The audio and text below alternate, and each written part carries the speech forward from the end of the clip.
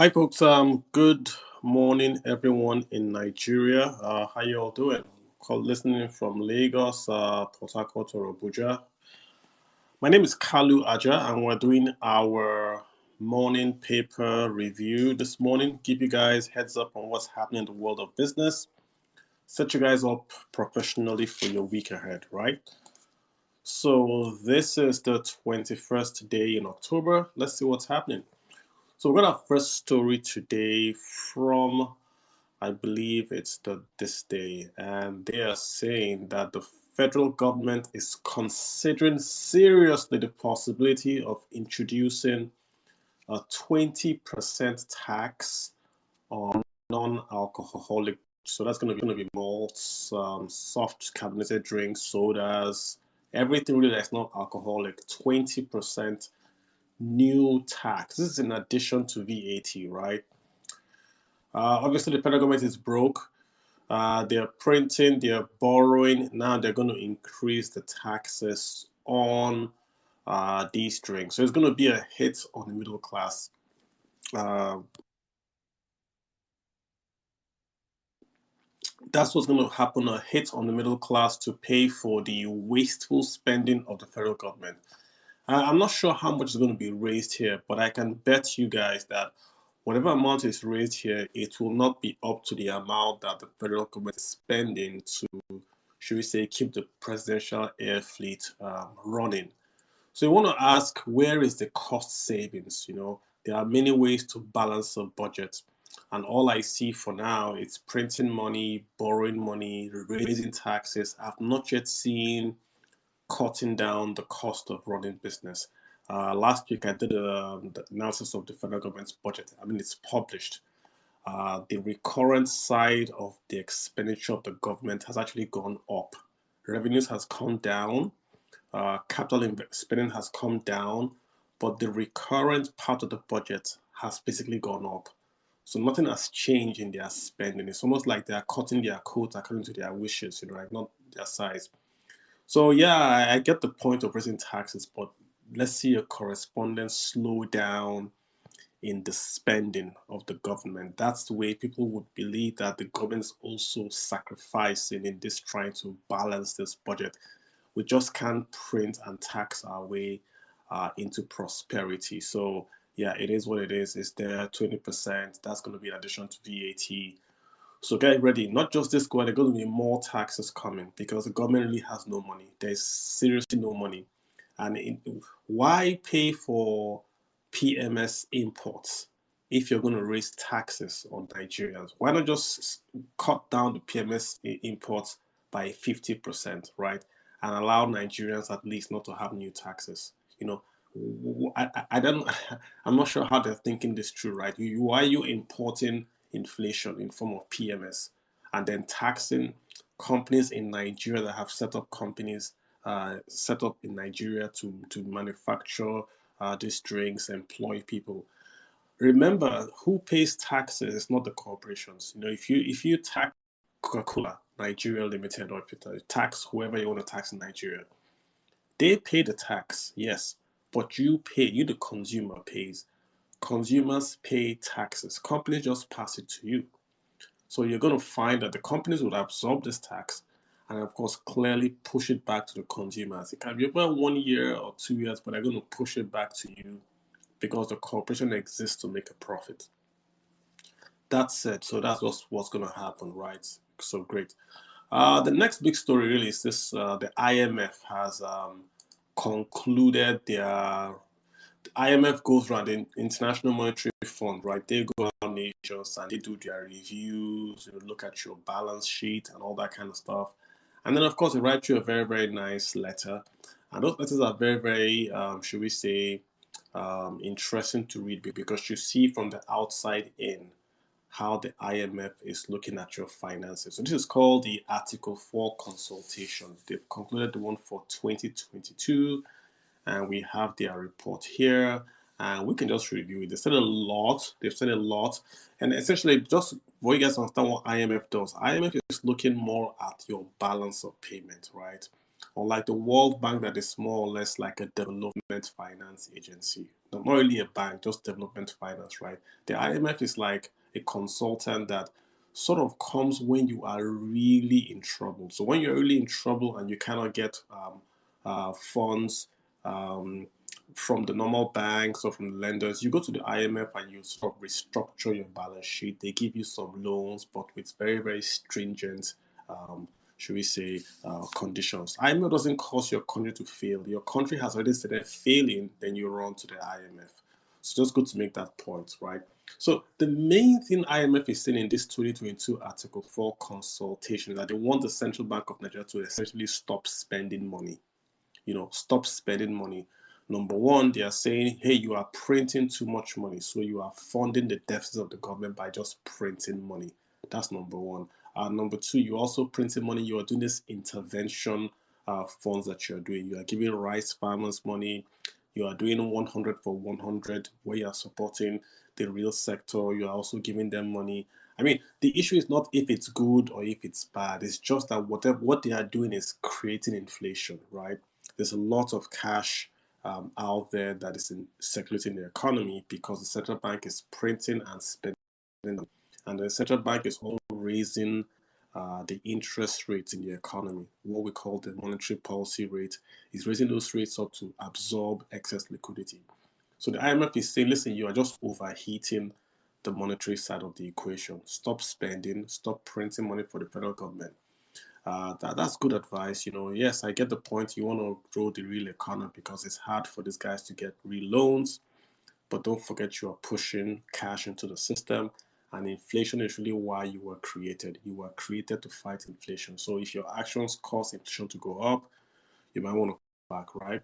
The other thing they've told the central bank, they want the central bank to ease off being the main seller and buyer of dollars in the Nigerian economy. So the Nigerian economy runs a pegged exchange rate system, where the central bank has pegged the naira to a value. I think it's a NAFEX rate right now. It's about 466 to a dollar. So what the central bank does, the central bank maintains a reserve, and it uses that reserve to defend that peg. So essentially, how it's supposed to work is if you want $100, you go to your bank and you request for $100, and the bank will go to the central bank and buy $100 for you, but at the rate of 466. You and I both know that the real price of dollars is higher than 466. I don't think it's as high as 7 or 8, but it's higher than 466, right? So in effect, the central bank is subsidizing the dollar for you. That's what's going on. And it does this by using its foreign reserves to pay you. So that way, anytime you buy dollars at that 466, the central bank's foreign reserves is going down. So if he wants to keep the dollar at 100 naira, for instance, just to be creative, right? He can do that by selling his foreign reserves, and the dollar will fall to 100 naira a dollar. The problem is that for how long? They only have about 38 billion in reserves. That's about 6 months of import. So everyone knows that they can't do it. Even if they try to do 100 naira, it's going to last them only 6 months and it's gone. So the IMF is saying, central bank, chill out.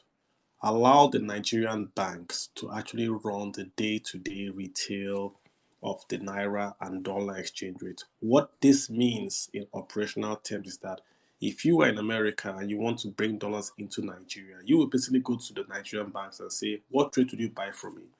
And the Nigerian banks would quote you a rate. It's not going to be the NAFEX rate. It could be their own rate. It could be whatever rate they decide. And if you are okay, then you sell to Nigerian banks. Nigerian banks buy from you, they buy from tourists, they buy from exporters, they buy from remittance folks, and then they sell to the importers. So that rate is going to be essentially be the rate that the Nigerian banks are buying from you, and then of course they'll make a spread when they sell. It's not going to be the central bank saying, oh, buy at this, sell at this. Does it mean the central bank will have no role in the exchange rate? Of course they will have a role. The central bank, because they have 38 billion in reserves, they can come in and say, we think dollar is too high, and they can sell dollar, just like 2 weeks ago. That's why you saw the dollar fall 2 weeks ago. They can sell dollars into the market, flood the market with dollars, and make the naira go up. They can do that. But the IMF is saying, do not be the number one source. Don't be the go-to guy, the retail, everyday, dollar this, dollar that. No. Central bank should focus on its core inflation, and of course, it can intervene in the market, but not the main guy in the market. So in essence, it might be a single rate, but whatever it is, it's going to be a market-driven rate and not a rate that is determined by CBN fiat. That's essentially where the IMF is going to. If this happens, it makes imports expensive. Right now, imports in Nigeria are cheap. Whatever you say, I know you're going to say, "Wow, cheap?" Yeah, it's cheap because you are importing at 466, and that's not the real price for dollar. So that's a subsidy for you on dollar. So if you import at 466, that's not the real price. The real price is the black market price. That's what you really have imported if there was no CBN. But the question is that if the banks take over, will dollar go up or down? It really depends on supply. Why is there no supply of dollars into the market? Because the banks are paying 466, right?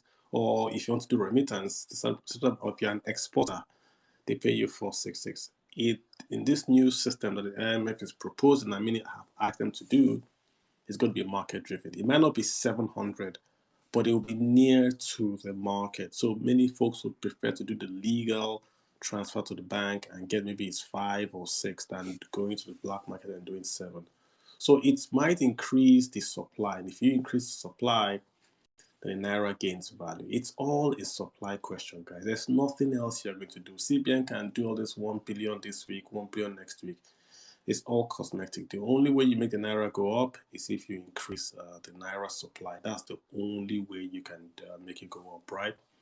Other things that the IMF has asked is that they should remove the petrol subsidy permanently. Take away petrol subsidy.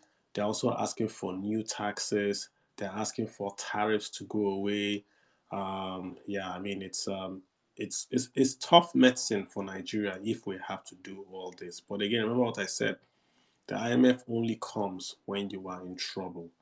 The IMF only comes when you are in trouble. So if you don't hear the IMF going to America or to any country, you hear IMF in Ghana and Nigeria because we're in big trouble in terms of our balance of trade, right?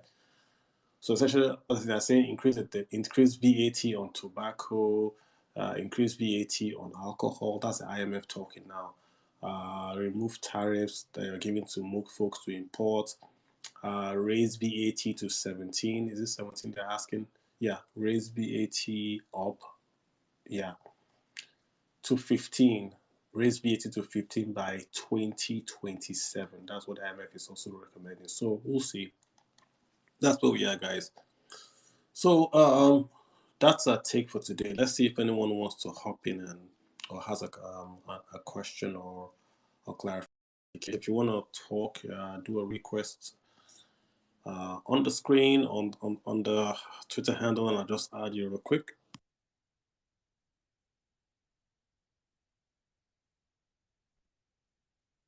Oh, what?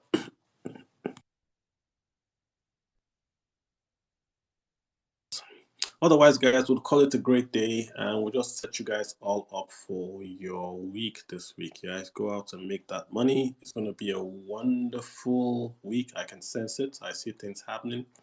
You guys go make that money. You guys have a good one. Take care of yourselves. I'll see you all next week. Probably on Saturday. We do our weekend spaces Saturday 7 p.m. We should have a session Saturday 7 p.m. I want to do census. But I also want to explore this POS payments. On the report I'm reading here, POS payments up more than 6.4 trillion. We're going to beat the 6.4 trillion that we did in 2021. So I think this is material that we're doing a lot of non-cash transactions in Nigeria. What's driving it? Who is driving it? What's the implication? What does it mean also with our changing of the naira? Maybe we can do that on Saturday if possible. But I want to do census. That's really a big one that I really would like to do. Get the census. I think it's something that we should talk about before we actually took a census. Yeah. Let's see. Alikon, you're good to go. Go ahead, sir. Hey, Alikon, you're still Yeah, muted. okay. Yeah, how you doing? Kalu, good morning. How are you, sir? Yeah. Okay. Okay, I just saw the information on federal government sukuk for 10 years at 15.8%. How much? 15.8%. I just saw it now on DMO. Oh, They just posted it.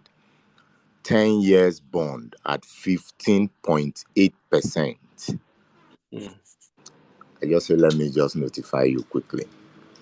but that's kind of low because 1 year is the same 15%, right? I know they are selling 365 bonds at about the same 15%. So 10 year, I don't know. I mean, those rates are high, and those high rates for what we call those are risk free because they are issued by the federal government. Yes, If but it's inflation. if it's risk free for 15, it's Yeah. killing off anything to do with risk. That means that Yes. if I want to do business, why would I do business if I can earn 15% risk free? That means So business must give me like maybe 25% before I'll look at it. exactly. So That's all I have. That's all I wanted to pass across to you. Thank yeah, you so much. not good, but I understand inflation is now 21%. Yes, 21%. So that tells you why those risk-free rates are as high as 15, and that's why they're asking the central bank to cut spending and also asking Nigeria to raise revenues. We have to close that hole. 20 Okay, trillion is not quick even. Yeah, go quick ahead. question. Quick question, my brother. If I have a property that has a value of 200 million and my rental income is 5%, which is about 10 million. If I can liquidate the property at 200 million and buy this bond at 15.8%, that will give me 31 point something million every year at against my rent of 10 million. What do you advise? Well, I can't give you advice, bro. But what I'll say is this: these are two separate things you're talking about. One is asset valuation. The other is yield. When you own a house that is worth, how did this say 200 million? That's the Yes, value, yes, asset value. The yield is your rental. If you yeah, sell that asset, right, you have 200 million naira in cash.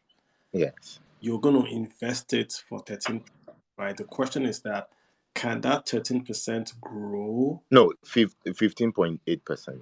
Great, but can the 15% grow to match inflation? Remember that your asset value is matching inflation because it's just going to be repriced Yes, based on location, right, at inflationary trends.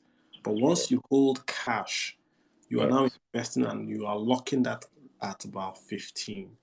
So you are no longer having an asset, rather you are having cash yielding you 15%. There's no cash underlay. Right, there's no asset underlay. When yeah, you hold the asset, you're not making any returns. But when yeah, you cash, there is no underlying protection from inflation. You're going to have what's called a reinvestment risk, which means exactly. you get the money, but if you go to the market to buy a property worth the same 200 million, the value of that property would have gone up again because of inflation. Yeah, So your answer is that you are taking a bet on the future direction of interest. yeah, If you believe that in the next 3 years interest rates are going to come down, then you yeah, want to go on today to lock in 15%. That's what you're doing. This time last year, rates were not even near double digits, not even no, near no, so double digits. So you want yeah, to ask yourself, would rates go up or down in the next 5 years? If you think they're going to go up, then you don't sell your house.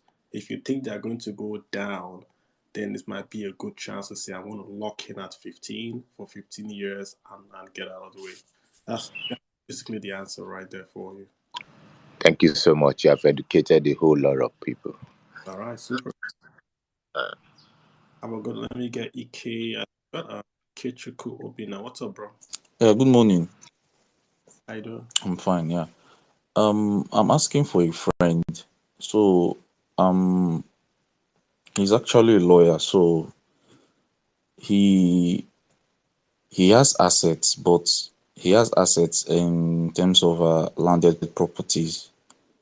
Because I'm asking in relation to the last man who asked the question, Ali Concern. So he's having issues with cash flow. Like he's not really making so much in terms of like constant cash. So like what do you advise him? He just has landed property, a few. So like what do you most times when he gets money in bulk, he just buys properties based on the fear of not probably wasting the money on something like that. So it's really very troubling. So what would be your advice to someone like that? I hear you. Again, we're not giving advice, right? Because I don't know him, right? But let me say this way: it depends on your objective. If you went to a financial planner and you said, "What should I do?" They're going to ask you, "What do you want to achieve? What's your objective?" So if I asked him, "What is his objective?" His objective is to what we call preserve his capital. He wants to preserve his capital. Then he could be right in saying, okay, I'm going to buy property because I want to preserve my capital. But if his objective is to get income, he wants to make income, then we'll say, okay, there are other ways you can raise income off your assets. But it's always a good idea to diversify, irrespective of your objective. So, if you, depending on his age, I'll give an example. Let's say this guy was 50 years old, right? At that age, you are no longer what we call the asset accumulation stage. You are looking now more at consolidation and preservation. At that age, he's looking for income, not to take risks. So I would have a portfolio that will at least be 80% safe, but then have a bit of that portfolio maybe in bonds that can generate safe returns, because you can't just say you only want to have assets that just protect your capital without you having any income whatsoever. So you've got to go speak to a professional and say, this is my objective. How can I achieve it? You can't say it. You can't advise without speaking to the owner of the fund. What do you want to achieve? He's That'll be still young though. He's still young though. Not I think he's in his late 20s now, 27. well. You if you're in your late, whatever you are in life, you need liquidity. So, Mm-mm. point if you have a house, but you can't pay for food, Yeah. right? So you've got to look for a way. And inflation would affect you if you have cash, but you have to have food. So you've got to properly do, like a plan. It's called asset allocation. And that allocation will speak to your objectives. And then will then say, this is how old I am. This is what I want to do. Hence, I'm going to buy this sort of assets to do what I want to do. Everyone is not the same. You could be 65 and you have a different risk profile from someone that is 35. There are some rules that are set in stone. If you are older, you don't want to take a lot of risk because you don't have time to recover. But if you are younger, usually your objective is accumulating assets. So you are taking a lot of debt, a lot of leverage to buy assets because you don't have high earning capacity at a younger age. So you are borrowing to buy assets. The idea being as you get older, those assets appreciate in value. Then you can either pay them down or you can then use the income from those assets to live out. But again, it's you have to speak to the person before you can give any advice. So he would have to go see a proper like advisor and say, this is who I am, this is my age, this is my objective, this is my risk profile, and I would like to do this. What should that's basically what it needs to go get done. All right, super. Nice one. I got Noah Akan. How you doing? Okay. Good morning, sir. First of all, Just thank you for what you've been doing. So yes, I'm working on the company right now where we're trying to see how our staff could actually start to save money, which we call a job. So let's say the each of the staff collect like 40,000 per month. So we try to see where the staff could actually save 10,000 naira by for themselves, which this money will be collected at the end of the year. So let's say a staff save like 10,000 naira for 1 year, automatically earns 120, and that 120 will be given back to them at the end of the year. But I was thinking of something, sir. What do you advise? Though I don't this treasury bond, I don't know more about it. I'm just saying it for the I just hearing it for the first time. And I was looking at because first of all, I wanted to use the money that will be saved. Want to use it to buy want to save it in what is it called? In a bank, which I say as a fixed deposit. I think about 4 or 5%. But sir, what do you advise? Let's assume my total staff, the total staff decided to start saving money, which at the end of the year will make like 10 million naira is from their savings, which should return back. So use that money to buy a treasury bond. Sir, do you advise if I should go on buying a treasury bond? Let's assume this total point, the total work that I have are to save like 10 million naira in 1 year. So which automatically the money will work out from January. So if it's 10 million naira that will be saved throughout that 1 year by my staff, I was thinking that removing 10 million naira straight from my company's account and investing it in treasury bonds. So after the 1 year, the revenue the revenue, which is the profit that I'm giving to maybe that 15% I hear. I was thinking of investing and using that same money to give them back. Now, what do you think? What would be your advice? Would you be advise people to just buy a treasury bond or put it in deposit? Thank you, sir. Or put in what? The last sentence? Or put it in a fixed deposit account. So, which do you advise out of the two, sir? Okay, so it's the same thing, right? So and I get your question. Look at it this way. Remember what I said to the gentleman that spoke before. It's really based on your objective. Now, in this case, you have many folks that are working. You don't Yes, know sir. individual objective. So let's say you want to have an objective for them. Let's say you guys have a meeting and you all agree that we have this objective. That's a very you have to do. You want to make sure everyone of us agrees why they are saving. I could be saving to make money in a year. Someone else wants to save money in 5 years. These two are different objectives and would need different investment pathways. So the first thing I would ask is if you own the company, I hope they already have a pension retirement savings account. You already have one for them and you are contributing your 18% while they are contributing their 10%. That's the first thing you should do if they want to save. Why? Because that account is tax-free and it compounds automatically for them. So I would say very, very first thing you want to do is to ensure that all those staff that you have, you've opened up a retirement savings account for them in their personal name and that you are contributing and they are contributing, right? So that's the first one. You want to take advantage of the federal government's tax policy because anything you put there is tax deferred. They don't pay taxes today, it's tax deferred. That's one. The second thing you want to do is that if you want to save money in any format, you've got to make sure you agree the group objective. So I don't like Ajo because Ajo only works for the first and the second person that collects, right? So the guys that collect at the very end are going to have a loss because they are money for a longer period. But instead of doing an Ajo, you can do an investment club where everyone is contributing to a pot and then that pot is investing. Now, where should you invest? Should you invest in a treasury bill or fixed deposit? It's the same thing, right? The treasury bill and fixed deposit are both what we call fixed return. Fixed return. The difference is that the treasury bill is by the government and the fixed deposit is by the bank. So the bank is more risky than the government. So the bank should pay you more than the government. So if you guys think we can take higher risk, sure, you can go to the bank. If you don't think you want to take a lot of risk, then stay with the federal government because that's the quote unquote risk free. Then you get your 15% at the end of the year because it's risk free and they are going to guarantee that money to you. That's what they are doing. That's why it's less than inflation because it's guaranteed.